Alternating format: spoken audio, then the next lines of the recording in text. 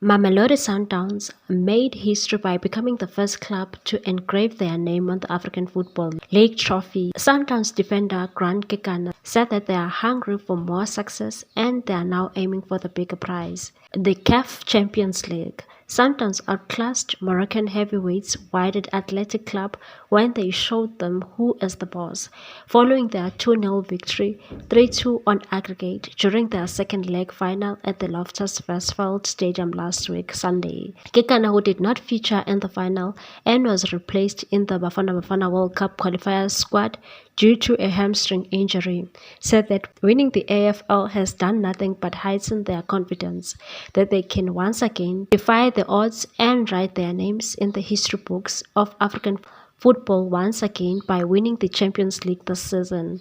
He said winning the AFL will give us the much needed confidence going into the Champions League. He told a Sunday World that playing in the tournament was great experience.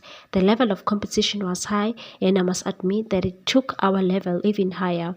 Like the coach Rulani Mukwena said, our success was written in the stars because all those we beat had knocked us out in previous Champions League knockout stages. Now we managed to beat them and ultimately made history by becoming the first team to win the tournament.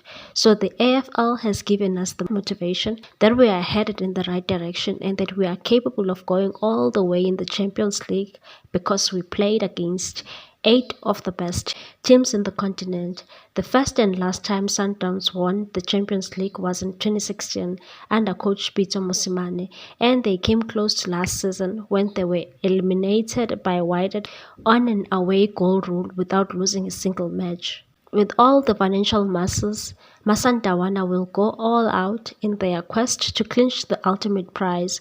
They will kick off their Champions League campaign against FC Nodib of Mauritius in the Group A clash at the Loftus on Friday evening. Please like, comment, share and subscribe for more sports news.